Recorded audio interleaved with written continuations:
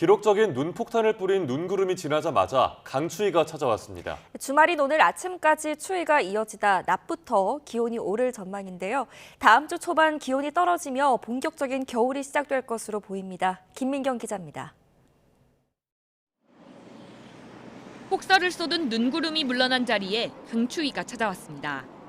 모자를 눌러쓰고 두꺼운 패딩을 단단히 여민 시민들은 손에 든 따뜻한 음료로 온기를 더하며 길을 나섭니다. 며칠 전까지만 해도 따뜻했는데 눈이 오더니 추워진 것 같아요. 벌써 겨울이 온 것 같아요. 또 눈이 오더니 너무 추워져서 올 겨울이 벌써부터 너무 걱정돼요. 어제 아침 서울 기온은 영하 3.4도까지 떨어져 가장 추운 날씨를 기록했고 파주 영하 7도, 대관령 영하 11도 등 중부지방을 중심으로 최저 기온을 기록한 곳이 많았습니다. 특히 강원도 횡성 안흥 소사리는 영하 16.3도까지 곤두박질했습니다. 구름이 걷히고 맑은 하늘이 드러나면서 밤사이 땅에서 열이 빠져나가는 복사냉각 효과가 커졌기 때문입니다. 여기에 쌓인 눈의 수분이 공기 중으로 증발하면서 열을 빼앗아 기온 하강을 더욱 부추겼습니다. 한 차례 더 내릴 걸로 예상됐던 눈은 우려와 달리 약하게 들어온 눈구름 덕에 흩날리거나 적은 양에 그쳤습니다. 제주도와 호남 일부 지역은 지형의 영향으로 오늘 새벽까지 눈과 비가 이어지는 곳이 있겠지만 양은 많지 않겠습니다. 강추위도 주말인 오늘 아침까지 이어지다 낮부터는 점차 기온이 오를 전망입니다. 찬 공기가 남아있는 가운데 밤사이 기온이 떨어져 주말 동안 내륙을 중심으로 아침 기온은 0도 이하로 춥겠습니다. 낮에는 기온이 10도 내외로 올라 평년 기온으로 회복하겠습니다. 마치 겨울의 예고편을 본 듯한 이번 주. 본격적인 겨울이 시작하는 다음 주 초반. 기온이 또다시 뚝 떨어지고 일부 지역에는 눈이 내릴 전망입니다. YTN 김민경입니다. 추워진 날씨 속에 서울 대규모 아파트 단지에서 며칠째 난방과 온수가 끊겨 주민들이 불편을 겪고 있습니다. 전국에선 정전 피해도 잇따랐습니다. 임성재 기자가 취재했습니다. 서울 가락동에 있는 대규모 아파트 단지 헬리오시티에서 난방과 온수 공급이 끊긴 건 그제 오후입니다. 한 단지 내 지하 열교환실에서 과부하로 추정되는 불이 나면서 9개 동 1,357세대에 피해를 입힌 겁니다. 한파 속 사흘째 복구 작업이 이어지면서 주민들의 불편도 커졌습니다. 가장 추울 때 이런 일이 있어서 좀 당황스러웠고요. 저나 아이들은 그냥 집에서 물을 끓여서 씻고 있습니다. 온수를 쓰기 위해 아파트 내 공용 사우나 시설을 오가기도 했습니다. 씻으러 밖에 나가는 것 때문에 조금 불편하긴 한데 그렇게 뭐 심각한 상황은 아니라고 봅니다. 출근할 때는 그냥 간단하게 찬물로 좀 머리 감으니까. 관리사무소 측은 이르면 오늘 오후 복구 작업이 완료될 예정이라고 밝혔습니다. 랜턴을 든 소방관들이 어둠 속으로 가고 주민들이 이를 걱정스럽게 바라봅니다. 충북 충주시 중앙탄면에 있는 아파트에 전기 공급이 끊긴 건 어젯밤 11시 40분쯤. 10개 동 700여 세대가 불편을 겪었습니다. 한국전력공사 측은 아파트 자체 설비에 고장이 났다고 설명했습니다.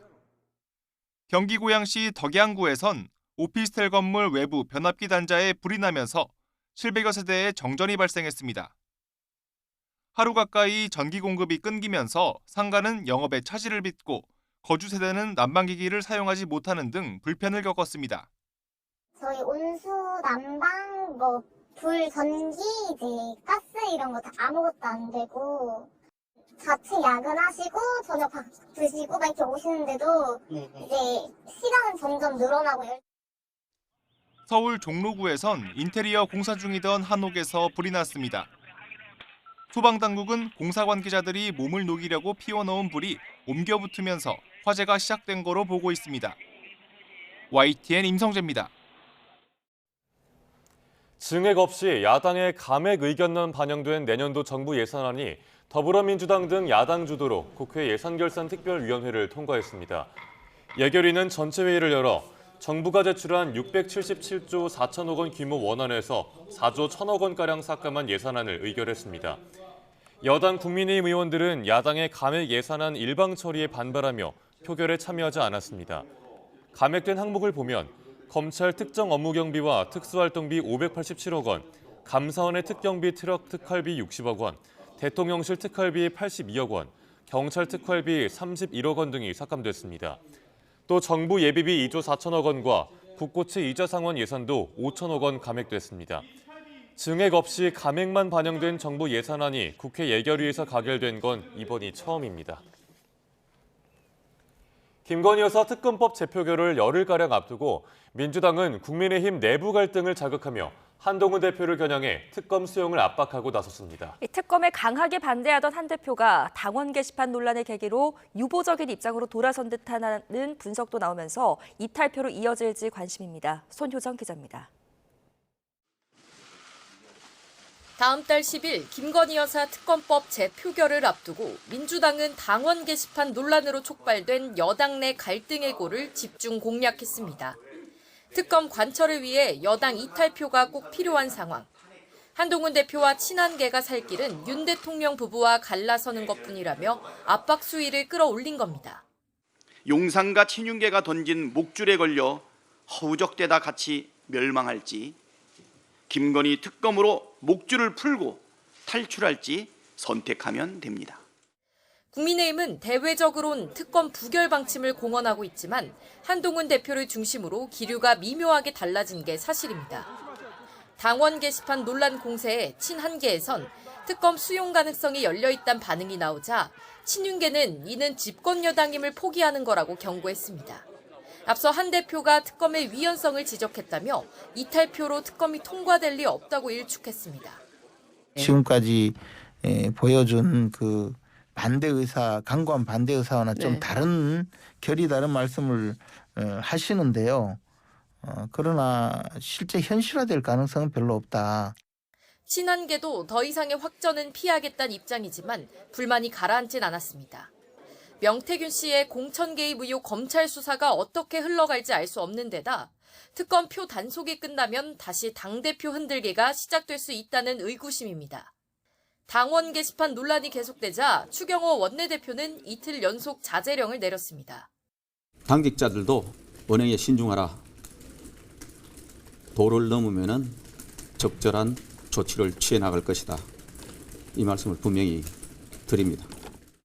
친윤계와 친한계 모두 특검법 재표결 때까진 공개 이견 표출은 자제하기로 했지만 감정의 골이 깊어질 대로 깊어진 터라 부결 단일 대우를 유지할 수 있을지 주목됩니다. YTN 손효정입니다. 검찰이 더불어민주당 이재명 대표의 위증교사 혐의에 대해 무죄를 선고한 1심 판결에 불복해 항소했습니다. 재판부 판단엔 명백한 사실 오인과 중대한 법리 오해가 있다면서 반박하고 나서면서 이어질 항소심에서 치열한 공방이 예상됩니다. 우종훈 기자입니다. 이재명 대표의 위증교사 혐의를 무죄로 본 1심 판단에 대해 검찰이 항소를 제기했습니다. 통상 항소 기한인 7일을 꽉 채워 원심 판결을 검토해온 데 비춰보면 선고 나흘 만에 이례적으로 빠르게 불복 의사를 밝힌 겁니다. 검찰은 1심 판결에 중대한 법리 오해가 있다며 이를 바로잡을 필요가 있다고 강조했습니다. 우선 증언은 전체를 하나로 보는 게 대법원에서 확립된 법리인데 1심은 증언을 분해해 개별적으로 판단했다고 지적했습니다. 또 상식과 논리, 경험칙이나 유사 사례와 맞지 않는 명백한 사실 오인도 있다고 주장했습니다. 김진성 씨의 위증이 이 대표의 교사에 따른 것이라고 인정하면서도 정작 이 대표에겐 고의가 없었고 통상적인 증언 요청에 불과하다고 판단한 건 잘못이라는 겁니다. 이어 당시 통화 내용을 보면 이 대표가 다음에 진행되는 재판에서 허위 증언을 해달라고 요구했고 김 씨가 수락한 것이 분명한데도 재판부가 이에 대한 판단을 빠뜨린 것이라고 강조했습니다. 제가 얘기해놓은 내용들 있으니까 그거 한번 보십시오. 한번 보시고. 예. 저거에 맞춰서 그냥. 검찰의 항소에 따라 서울 고등법원에서 열릴 2심 재판에서는 김 씨가 위증할 것을 이 대표가 알았는지를 두고 치열한 법리 다툼이 이어질 것으로 보입니다. YTN 우종훈입니다. 야당의 검사 탄핵 추진을 두고 정치권 공방이 거세지는 가운데 검사들의 반대 목소리도 커지고 있습니다. 중앙지검과 남부지검 지도부는 물론 중앙지검의 부부장 검사까지 입장문을 내는 등 조직 내 반발이 확산하는 모양새입니다. 김철희 기자입니다. 더불어민주당의 지휘부 탄핵 추진에 반발해 서울중앙지검 부부장 검사 전원이 내부망 입장문을 올렸습니다. 차장검사와 부장검사에 이은 세 번째 실명 성명에서 부부장검사 21명은 탄핵 절차가 특정 사건에 대한 불복 방법이 아니라고 밝혔습니다. 원하는 결과가 나오지 않았다고 해서 수사 검사를 탄핵해선 안 된다는 건데 연이은 검사 탄핵 시도가 국민이 부여한 민주적 정당성을 남용하는 잘못된 선례가 될 거라고 강조했습니다. 그러면서 검사들이 법과 원칙에 따라 국민을 보호하는 본연의 업무에 충실할 수 있도록 탄핵을 제고해달라고 호소했습니다. 평검사 중 최선임인 각 부수석 검사들도 부서별 평검사들의 의견을 모은 뒤 점심시간 회의를 열고 대응 방안을 논의했습니다. 이들은 평검사들 명의로 입장문을 내는 방안을 검토 중인 것으로 알려졌습니다. 하루 전엔 대검찰청 역시 입장문을 통해 탄핵에 반대한다는 점을 분명히 했고 서울 남부지검 차장 부장 검사들도 관련 입장문을 올리는 등 검사 탄핵에 대한 내부 반발이 확산하고 있습니다. 중앙지검은 탄핵안이 통과돼 해당 검사들 직무가 정지될 경우 업무에 심각한 차질이 발생할 것으로 보고 헌법재판소에 직무정지 효력을 멈춰달라는 가처분 신청을 내는 방안도 검토하고 있는 것으로 알려졌습니다. YTN 김철입니다. 대통령실이 더불어민주당의 감사원장 탄핵 추진에 대해 헌법질서의 근간을 훼손하는 행동이라고 강하게 비판했습니다. 서울중앙지검 지휘부 검사들의 탄핵 시도에 대해서도 국정을 마비시키려는 정치적 의도가 있다고 지적했습니다. 강민경 기자의 보도입니다. 대통령실은 민주당이 최재해 감사원장 탄핵을 추진하는 건 헌법 질서의 근간을 훼손하는 행위라고 밝혔습니다. 대통령 관저 이전 감사 결과가 야당의 입맛대로 나오지 않았다는 이유로 감사원의 헌법적 기능을 마비시키려는 정치적 의도가 있다는 겁니다. 직무 독립성이 있는 감사원에 대해 야당의 입맛대로 감사 결과가 나오지 않았다고 해서 감사원장을 탄핵하겠다는 것은 정치적 탄핵으로밖에 볼 수 없습니다. 특히 최 원장이 문재인 정부 때 임명된 인사란 점을 정치적 탄핵의 근거로 내세웠습니다. 대통령실은 민주당의 검사 탄핵 추진 움직임도 비판했습니다. 국정을 마비시키려는 정치적 의도로 속내는 야당과 관련된 수사를 중단시키겠다는 거라고 지적했습니다. 야당 관련 수사 및 재판을 중단시킬 목적으로 검사를 탄핵하겠다는 것으로 사법 체계를 무력화시키겠다는 의도로밖에 볼 수 없습니다. 대통령실은 여당의 상설특검 후보 추천권을 배제하는 법안을 통과시킨 데 대해서는 대통령의 임명권을 침해해 삼권 분립을 위반한 거라고 밝혔습니다. 야당 주도로 국회 본회의를 통과한 양국관리법 등 쟁점 법안에 대해서도 하나하나 비판하며 대통령의 제2요구권, 즉 거부권 행사를 시사했습니다. 대통령실이 이처럼 야당에 대한 비판 수위를 높인 건 최근에 잇따른 탄핵 추진 움직임이 결국 윤석열 대통령을 향한 거라고 보고 있기 때문입니다. 대통령실은 야당의 탄핵 공세에 정면으로 맞서면서 양극화 타개 등 민생 행보에도 힘을 주며 전국 분위기 전환을 시도하고 있는 걸로 보입니다. YTN 강민경입니다. 더불어민주당의 최재해 감사원장 탄핵 추진에 대해 전임 감사원장들이 중단을 촉구했습니다. 전윤철, 김황식, 양건, 황찬현, 최재형 전 원장은 공동 명의로 성명서를 내고 헌정사상 초유의 감사원장 탄핵을 추진하는 현 시국에 대해 깊은 유감과 우려를 표한다고 밝혔습니다. 그러면서 대통령실 이전에 대한 감사와 국정감사 때 자료 제출 문제 등을 탄핵 사유라고 설명했지만 이것이 과연 중대한 헌법과 법률 위반에 해당하는지 의문이 아닐 수 없다고 지적했습니다. 이런 가운데 감사원은 최 원장 탄핵 추진에 대비하기 위해 4급 과장 이상의 간부들을 소집해 긴급 대책회의를 열어 대책 방안을 논의했습니다. 더불어민주당은 최재해 감사원장과 이창수 서울중앙지검장 등에 대한 탄핵 추진을 대통령실이 비판한 것을 두고 헌정질서에 대한 정면 도전이라며 궤변이라고 주장했습니다. 조승래 수석대변인은 서면 브리핑에서 대통령실이 그야말로 말폭탄을 쏟아냈는데 국회 입법권과 탄핵 소추권, 예산 심의권을 전면 부정하고 있다며 이같이 비판했습니다.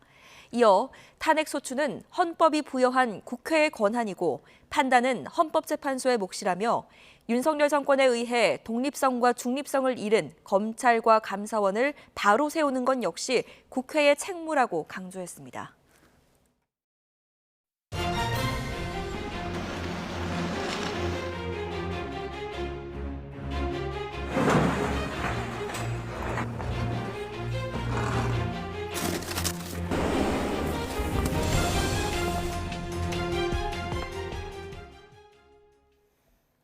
어제 경기 성남 신흥동에 있는 2층짜리 주택이 무너졌습니다. 소방은 지어진 지 50년 가까이 된 건물이 낡아서 사고가 난 걸로 추정하는데 일부에선 최근 폭설의 영향도 의심하고 있습니다.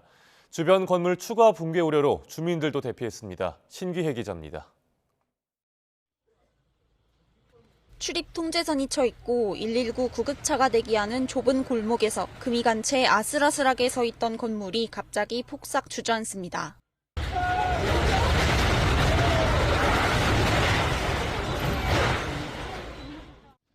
오후 3시쯤 경기 성남시 신흥동에 있는 2층짜리 건물이 무너졌습니다. 건물 무너지면 그 연기 피어오르는 거 있지 않습니까? 다 피어오르는 거. 그런 식으로 연기가 올라왔던 거죠. 오후 2시 20분쯤 건물이 무너질 것 같다는 신고를 받고 출동한 소방당국은 주변에 사는 주민 7명을 대피하도록 했습니다.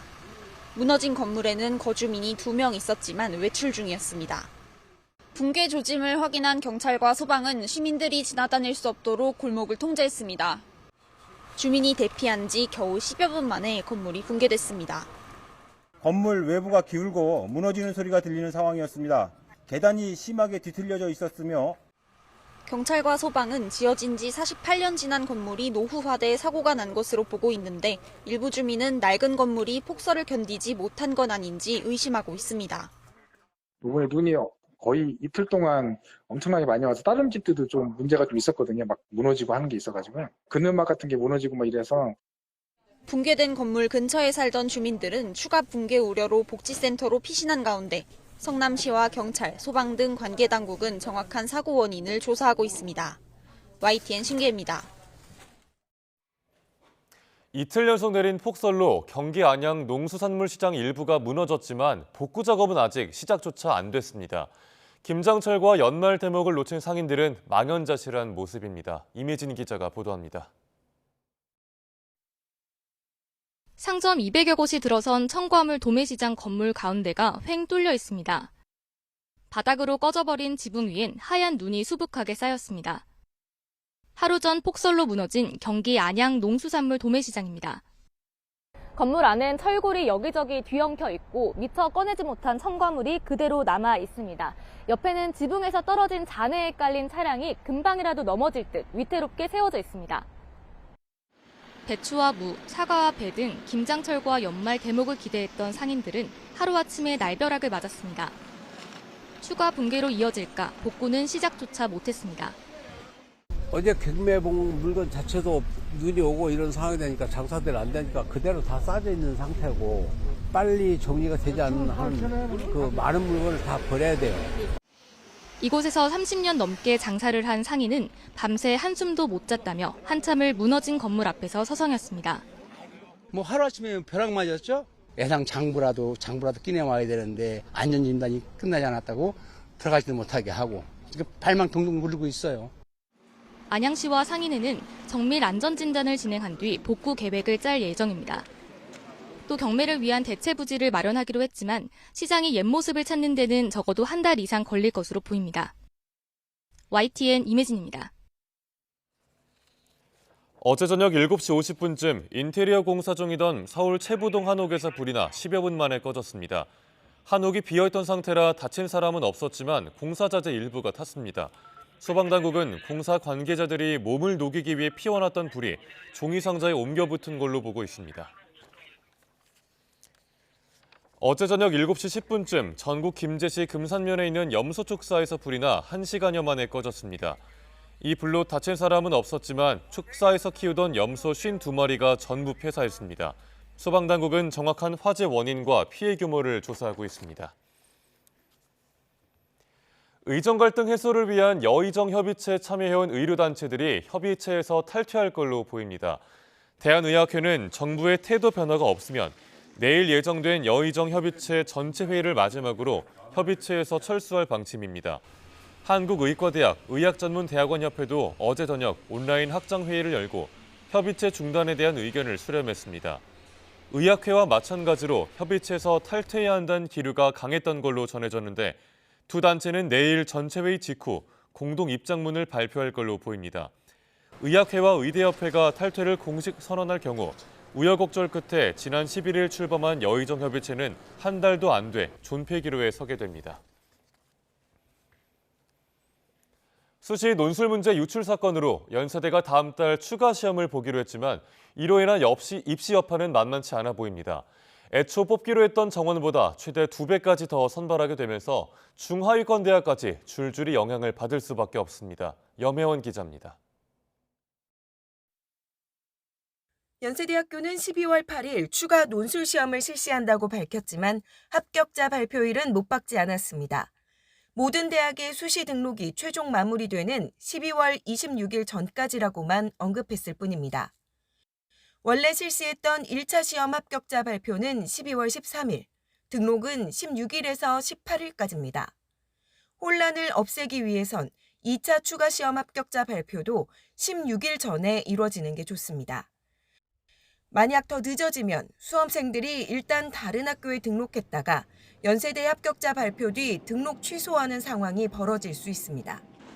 원래도 연세대 수시 합격자들은 이동이 많은 편이라 지난해에도 같은 전형 정원이 259명이었는데 최종 합격자는 예비 312번까지였습니다. 이번에 정원이 2배가 되면 혼란도 더 커질 수 있습니다. 연세대는 2차 시험 추가 합격은 없다고 밝혔지만 법원의 결정에 따라 1차 합격자를 발표하지 못하게 되면 상황은 또 달라질 수 있기 때문입니다.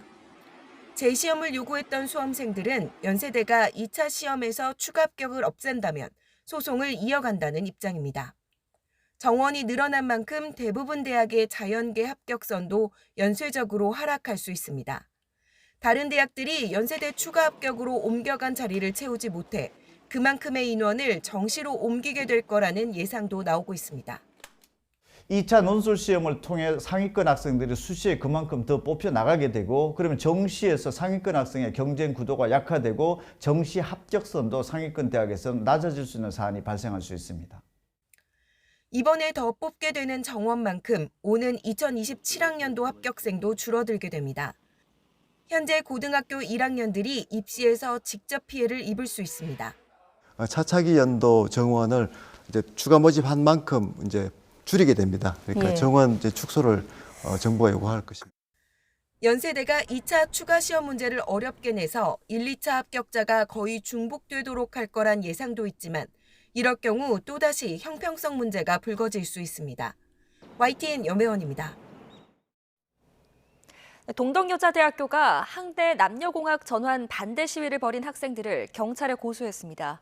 동덕여대는 어제 총학생회장 등 학생 10여 명을 공동재물 손괴 등 혐의로 서울경찰청에 고소했습니다. 대학 측은 학내 훼손이 심하고 사태에 외부인이 개입했다는 의혹도 있는 만큼 선량한 학생들의 피해를 막고자 경찰 수사가 필요하다고 봤다고 설명했습니다. 앞서 학교 측은 학생들의 점거를 풀어달라는 취지로 서울 북부지방법원에 퇴거 단행과 업무방해 금지 가처분 신청도 냈습니다. 동덕여대에서 학생들의 본관 점거를 풀어달라는 취지의 가처분 신청을 낸 가운데 총학생회 측도 변호사와 꾸준히 소통하고 있다며 법적 대응을 예고했습니다. 총학생회는 또 지난 25일 대학 측과의 면담에서 공학 전환에 대한 민주적인 의견 수렴 절차를 제대로 논의하지 못했는데 이후 학교 측에 면담을 요청하고 있지만 응답을 받지 못하고 있다고 밝혔습니다. 이른바 수포자, 영포자 없는 학생 맞춤 교육을 하겠다며 교육부가 내년부터 인공지능 디지털 교과서를 수업에 도입합니다. 검증을 통과한 교과서도 확정됐는데요. 하지만 국회에서 교과서 지위를 박탈하는 법안이 추진되고 있고 또 반대의 목소리도 잦아들지 않고 있어서 실제 도입까지는 진통이 예상됩니다. 이문석 기자입니다. 내년 3월 도입하는 인공지능 교과서 76종이 확정됐습니다. 일반 서책 교과서처럼 학교별로 선택해 내년 1학기부터 수업에 활용됩니다. 다만 원래 계획보다 도입 과목은 줄고 도입 속도도 조절됩니다. 국어는 표현 활동 제한 우려로, 기술 가정은 활동 위주 과목이라는 이유로 제외됐습니다. 또 AI 교과서 안착을 위한다며 사회와 과학 도입 시기를 27학년도로 1년 늦추기로 했습니다. 교육당국은 이번 겨울방학까지 교사 15만 명 연수를 마치고 지원 인력 1,200명도 학교에 배치해 차질 없이 수업을 준비하겠다고 밝혔습니다. 또한 AI 디지털 교과서를 통해 맞춤 교육이 실현되면 기초 학력 미달 학생도 학업을 포기하지 않고 필요한 역량을 키울 수 있게 되어 공정한 교육 기회가 보장되므로 하지만 AI 교과서는 도입되기도 전에 교과서 지위를 박탈당할 위기에 처했습니다. 야당 주도로 AI 교과서 지위를 교육 자료로 낮추는 법률 개정안을 추진하고 있어 본회의를 통과할 경우 도입 계획은 사실상 무산됩니다. 우선 이 AIDT 추진에 대한 정책에 대한 그 학생과 학생들의 또 교사 선생님들의 의사를 확인하셔야 됩니다. 그건 그 전제 없이 어떻게 이렇게 일방적으로 가냐는 거예요. 조 단위의 돈이 들 거로 예상되는 구독료 등 관리 비용, 그리고 서책 교과서와 병행해야 하는 문제 등 풀어야 할 숙제도 많이 남았습니다.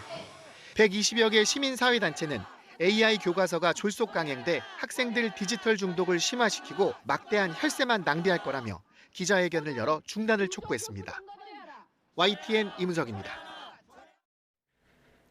배우 정우성이 청룡령 화상에 깜짝 참석해 모든 질책은 자신이 안고 가겠다며 혼외자 논란과 관련한 입장을 내놨습니다. 정우성은 제45회 청룡령 화상 시상식에서 자신이 주연을 맡은 영화 서울의 봄이 최다 관객상을 타자 사적인 일이 영화에 오점을 남지 않기를 바라는 마음으로 이 자리에 섰다며 이같이 말했습니다. 이와 함께 아버지로서 아들에 대한 책임을 끝까지 다하겠다고도 강조했습니다. 또 사랑과 기대를 보내준 모든 분들에게 염려와 실망을 안겨드린 점을 진심으로 죄송하다고 고개를 숙였습니다. 그룹 뉴진스 멤버들이 내놓은 전속계약 해지 선언의 여파가 계속되고 있습니다. 계약이 해지됐다는 멤버들과 아직 유효하다는 어도어 사이 어떤 공방이 펼쳐질지 또 쟁점은 무엇인지 이경국 기자가 정리했습니다.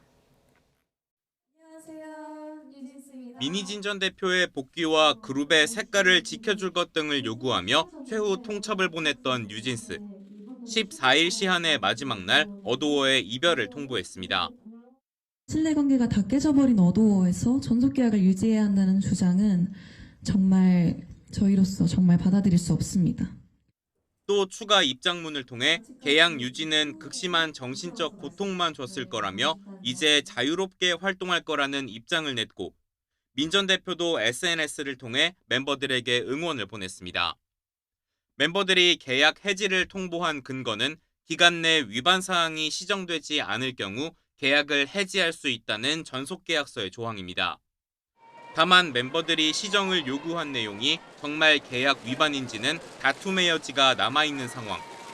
어도어도 이 점을 지적하며 계약은 유효하다고 반박하고 있는데 내용 증명 답변에서도 멤버들이 계약 위반이라고 주장한 것들은 제3자들의 언행이 문제된 것이라며 어도어는 뉴진스 지원에 최선을 다해왔다고 강조하는 데 주력했습니다. 다만 양측이 당장 충돌할 가능성은 작아 보입니다. 어도어가 먼저 멤버들을 상대로 소송전에 나서는 것은 여론을 고려한다면 부담일 수밖에 없기 때문입니다. 뉴진스가 법적 대응을 하지 않겠다고 밝힌 것이 이런 여론전을 고려한 선택이라는 분석도 있습니다. 이러한 선언 이후에 먼저 법적인 절차를 취하는 것이 어떻게 작용할지에 대해서 조금 검토를 했을 가능성도 있지는 않나 생각이 듭니다. 다만 뉴진스가 다음 달 말 이미 계약된 일정을 마무리한 뒤 본격적으로 자유로운 활동에 나선다면 어도어가 소송전을 불사할 가능성은 여전합니다. 이 경우 최대 6천억 원대에 달할 수 있다는 위약금 문제는 또 한 번 쟁점이 될 전망입니다. 뉴진스 그룹명에 대한 상표권, 기존 음원에 대한 권리 역시 양측 사이 갈등의 불씨로 남아 있습니다. YTN 이경국입니다.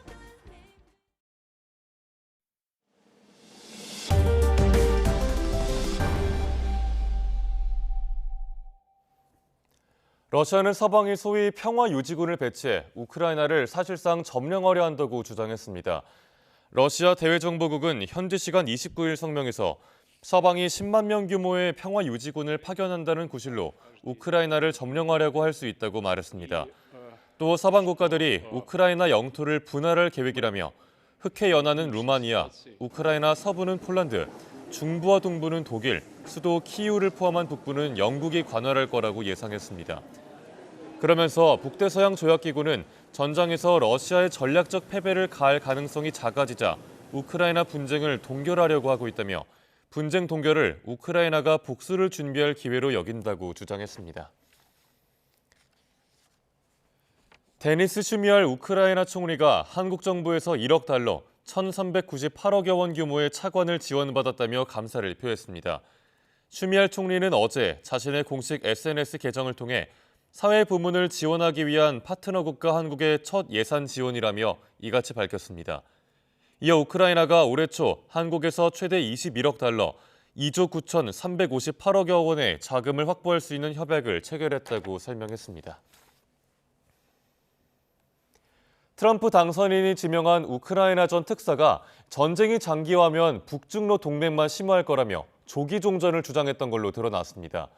하지만 유럽연합 신임 의장은 우크라이나의 항복을 선택할 수는 없다며 트럼프의 종전 구상과는 이견을 드러냈습니다. 워싱턴 권준기 특파원입니다.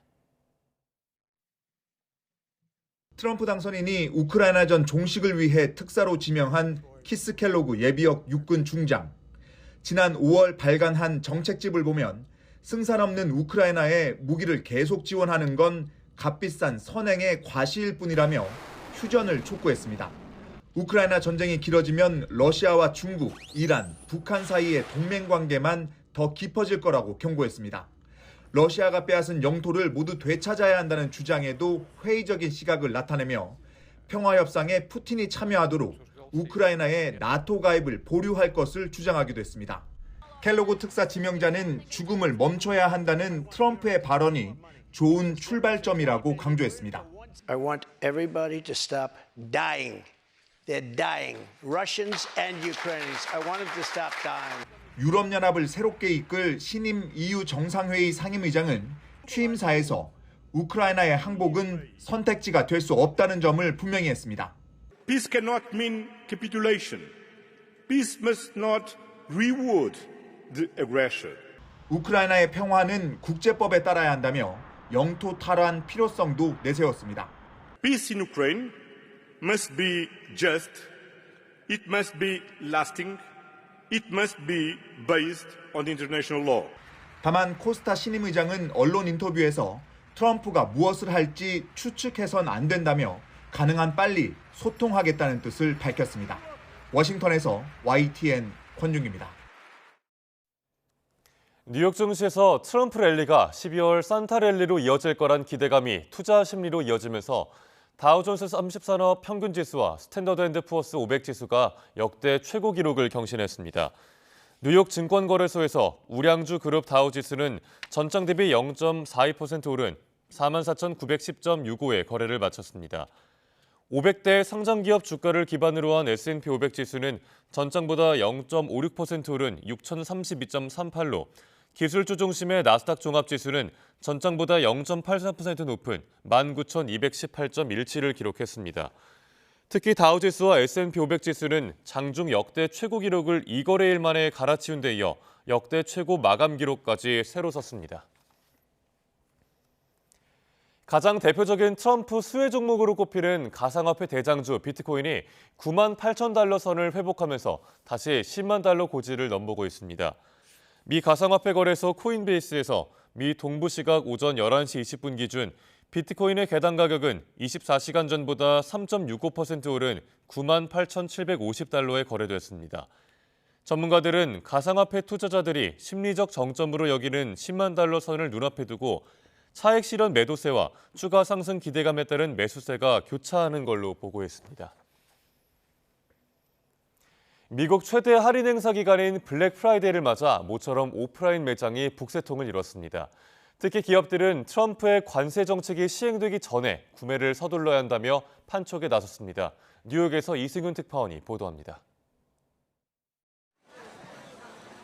미국 뉴욕의 유통 매장은 이른 아침부터 특별 할인가 판매 상품을 사기 위해 몰려든 손님들로 장사진을 이루었습니다. 블랙 프라이데이부터 본격적으로 시작되는 연말 쇼핑 대목을 맞아 소비자들은 평소 갖고 싶었던 물건을 마음껏 샀습니다. It was brilliant. A lot cheaper than we thought, and it was brilliant and not as busy because we've been here since 7 o'clock this morning. What did you buy? Coat, shirts, training suit for my son. So that, yeah. 추수감사절부터 그 다음 주 월요일인 사이버 먼데이까지 1인당 평균 소비는 지난해 865달러에서 올해는 902달러로 증가할 전망입니다. Consumers are spending more this year, predominantly because they're focusing on more gifts for family. 미국 소매업체 연합은 트럼프 당선인이 관세를 부과하면 의류와 장난감, 가구, 가전, 신발, 여행용품 등 6개 품목의 가격 인상률이 2자릿수 이상 될 것으로 분석했습니다. 이에 따라 미국 기업들은 관세가 오르기 전에 중국 등 해외 제조업체에서 많은 물량을 주문해 재고를 쌓고 있습니다. 본격적인 연말 쇼핑 시즌을 맞아 많은 미국 기업들은 트럼프 당선인이 공약한 대로 관세 폭탄이 현실화할 경우에 물가가 올라서 지금 이 가격에 물건을 살 수 없다며 적극적인 소비를 독려하고 있습니다. 뉴욕에서 YTN 이승윤입니다. 경기 침체와 2기 트럼프 행정부 출범까지 혹독한 경제 상황은 올해 기업들의 연말 인사에도 고스란히 반영됐습니다. 대규모 승진잔치 대신 생존 전략을 짜며 위기 돌파구 마련에 무게를 실었습니다. 최혜영 기자입니다. 삼성전자는 올해 연말 인사에서 기술통, 반도체 수장에게 힘을 몰아줬습니다. 전영현 부회장을 대표이사로 내정하고 메모리 사업부와 삼성종합기술원까지 맡겼습니다. 이로써 스마트폰과 가전을 담당하는 한종희 부회장과 함께 2인 대표이사 체제로 복원했습니다. 수조 원대 적자로 반도체 실적에 부담을 주는 파운드리 사업부는 미국 통인 한진만 미주총괄 부사장을 사령탑에 앉혔습니다. 위기설에 휩싸인 롯데는 최고 경영자 21명을 단번에 교체하고 임원 22%가 퇴임하는 역대 최대 규모의 인사를 단행했습니다. 대내외 격변하는 경영 환경 속에서 고강도 쇄신을 통해 경영 체질을 본질적으로 혁신하고 구조 조정을 가속화하겠다는 단호한 의지를 반영했습니다. LG그룹은 미래 먹거리인 인공지능과 바이오, 환경기술, 이른바 ABC 인재를 대거 등용하면서도 승진 규모는 지난해보다 18명 줄였습니다. 현대차는 첫 외국인 CEO를 선임하고 성김 전 주한미국 대사를 사장으로 영입하며 불확실해진 미국 시장 대비에 나섰습니다. 올해 주요 기업들의 연말 인사는 한마디로 살아남기입니다. 승진은 최소화하고 기술 인재와 미국 전문가를 전진 배치했다는 게 큰 흐름입니다. 최근에 글로벌 경기 불확실성하고 트럼프 2기 정부까지 합쳐지면서 대외 수출 환경이 악화된 게 또 조기 인사로 위기 돌파구를 서둘러 마련하겠다는 것도 올해 연말 인사의 또 다른 특징입니다. YTN 최하영입니다. 실손보험을 이용해 병원들이 과잉 진료를 하고 환자들은 의료 쇼핑을 하는 문제가 계속되자 정부가 결국 칼을 빼들었습니다. 도수치료나 체외충격파 치료 같은 비중증 치료의 경우 실손보험 자기부담금을 늘리는 방향입니다. 백종규 기자입니다. 경추의 통증으로 병원 진료를 받은 환자의 진료비 세부 정산 내역입니다. 16만 원이 넘게 청구됐는데 이 가운데 도수치료와 체외 충격파 치료, 비급여 항목이 15만 원이나 됩니다. 하지만 실손보험에 가입했다면 비급여 항목 15만 원 가운데 상당분을 돌려받을 수 있습니다. 환자 입장에선 적은 돈으로 비싼 치료를 받을 수 있는 겁니다. 그러다 보니 비급여 진료를 거리낌 없이 받고 병원도 과잉 진료를 이어나가는 환자와 의료진의 이해관계가 맞물린 악순환이 이어집니다. 지난 2021년부터 올해 8월까지 나간 실손보험금을 모두 합하면 7조 원이 넘었고 올해도 지난해 지급 보험금 규모인 2조 원을 다시 넘어설 것으로 예상됩니다. 이처럼 비급여, 실손보험의 부작용이 커지자 정부가 칼을 빼들기로 했습니다.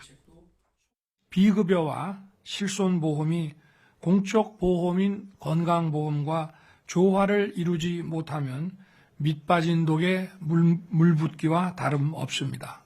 실손보험 개선안을 연내에 마련하기 바랍니다. 우선 비중증 과잉진료와 도수치료, 체외충격파 치료 등을 급여화해 관리하는 방안이 추진됩니다. 이렇게 되면 병원마다 다른 치료 비용이 모두 같아지고 환자 부담금이 늘어납니다. 또 실손보험 보장에 제한을 두고 치료 횟수를 제한하는 방안도 고민하는 것으로 전해졌습니다. 앞서 정부는 급여 진료인 물리치료를 받으면서 비급여인 도수치료를 동시에 받는 이른바 혼합 진료도 급여를 제한하겠다고 밝혔습니다. 하지만 자칫 진짜 치료가 필요한 선량한 실손보험 가입자가 피해를 볼 수 있다는 우려도 동시에 나옵니다. 또 소비자 입장에선 실손보험 보장성이 줄어드는 만큼 보험료 인하 등의 지원책이 있어야 한다는 목소리도 잇따르고 있습니다.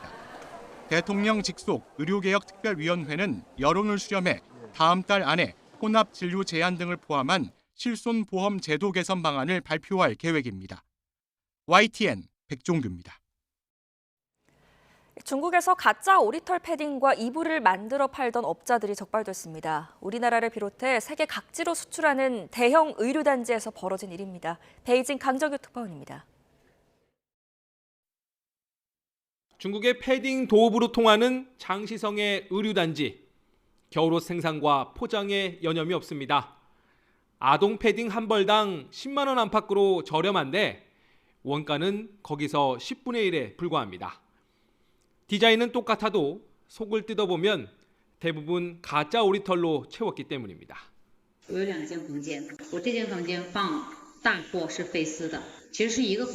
我那间房间我放90绒纯真的，打单子的时候挑选一下。 한반도와 가까워 우리나라로도 수출을 많이 하는 장수성. 이곳에서 만든 오리털 이불도 가짜였습니다. 오리털이 95%나 들어갔다며 합격증도 보여줬지만 그마저도 위조한 것이었습니다. 我们现在有充丝的，他也当羽绒卖，就卖假货嘛。但是就像人家说的，挂羊头卖狗肉是这个性质是一样的。 이렇게 가짜로 채운 충전재는 오리나 거위털의 자투리를 갈아서 만들었습니다. 겉보기엔 진짜와 구분하기 어렵지만 보온성은 현격히 떨어집니다.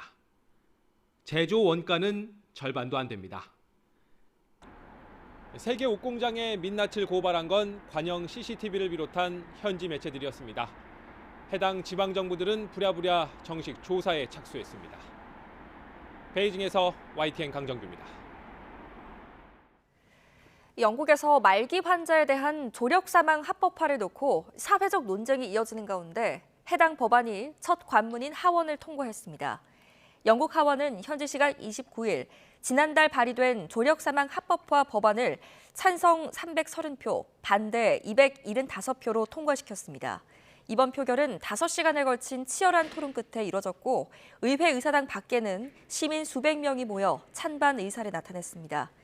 조력 사망 법안은 말기 질환을 앓고 있으며 여생이 6개월이 안 되는 환자가 의학적 도움으로 죽음을 맞이할 수 있도록 허용하는 내용을 담고 있습니다.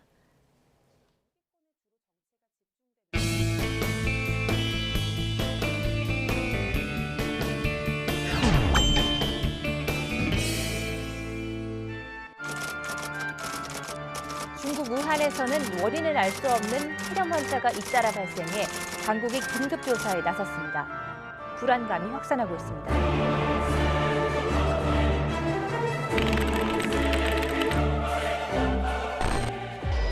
국내에서 우한 폐렴 첫 확진자가 나오면서 보건당국은 감염자가 추가로 나올 가능성에 촉각을 곤두세우고 있습니다. 접촉자 구분을 폐지하고 일괄 접촉자로 구분한 뒤 모두 자가격리 조치를 하도록 하겠습니다.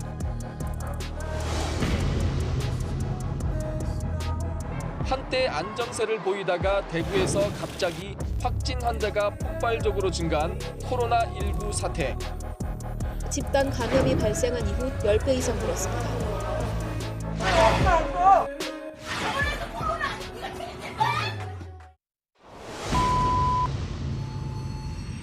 We have therefore made the assessment that COVID-19 can be characterized as a pandemic.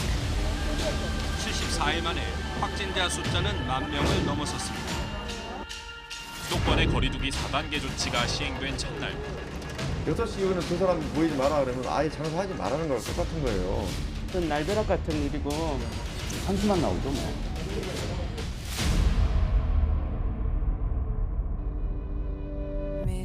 화장실 가려면 벗어야 되고 그렇기 때문에 물을 최대한 덜 마시고 의료진 덕분에 우리 사회가 코로나19 위기를 함께 극복해 나가고 있다는 뜻을 담아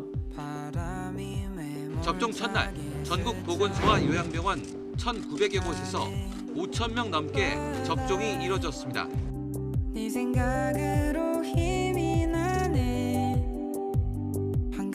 세계적인 비상사태가 해제되기까지 3년 3개월여. 이제는 진정한 일상 회복 선언으로 평범한 일상을 되찾게 됐습니다.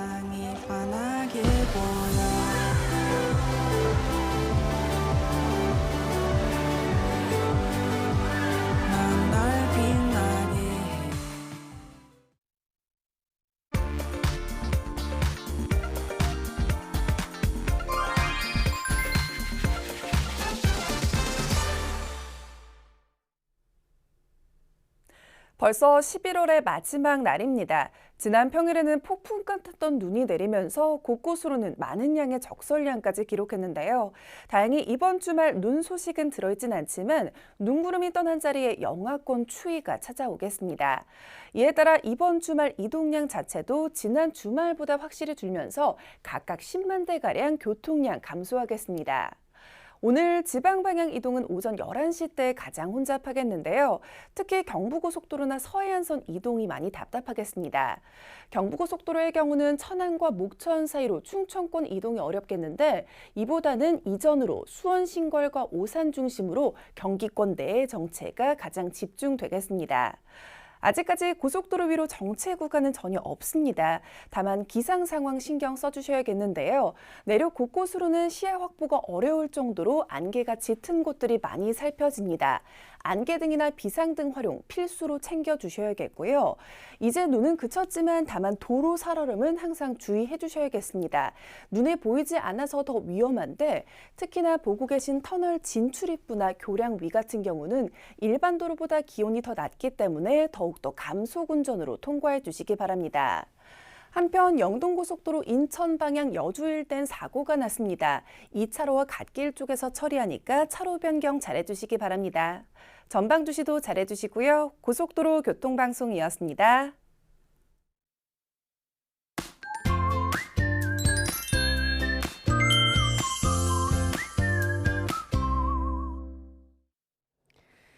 (11월의) 마지막 날인 오늘은 눈과 추위 걱정 덜으셔도 되겠습니다. 아침까지는 춥지만 오늘 낮부터는 추위가 누그러지겠는데요. 현재 서울 기온은 영하 0.3도인데 낮에는 10도까지 올라서 쌀쌀함이 덜할 것으로 보입니다. 오늘 눈 소식은 없지만 눈이 얼어서 곳곳이 빙판입니다. 도로 살얼음도 유의하셔야겠는데요. 감속 운행 해주시길 바랍니다. 오늘 중부를 중심으로 빗방울 정도 떨어지겠고요. 오전까지 충남과 전북에는 짙은 안개가 예상됩니다. 현재 기온 살펴보겠습니다. 현재 춘천이 영하 4.8도, 안동이 1.2도, 부산은 영상 5.7도고요. 낮 기온은 어제보다 4도에서 6도가량 높겠습니다. 서울이 10도, 세종과 대전이 12도, 대구도 12도, 부산은 14도까지 오를 것으로 보입니다. 내일은 제주도에만 비가 오겠고 월요일인 모레 중서부와 전북지방에 비 예보 들어있습니다. 날씨였습니다. 뉴스타트 2부 마칩니다. 잠시 후 3부가 이어집니다. 시청해주신 여러분 고맙습니다.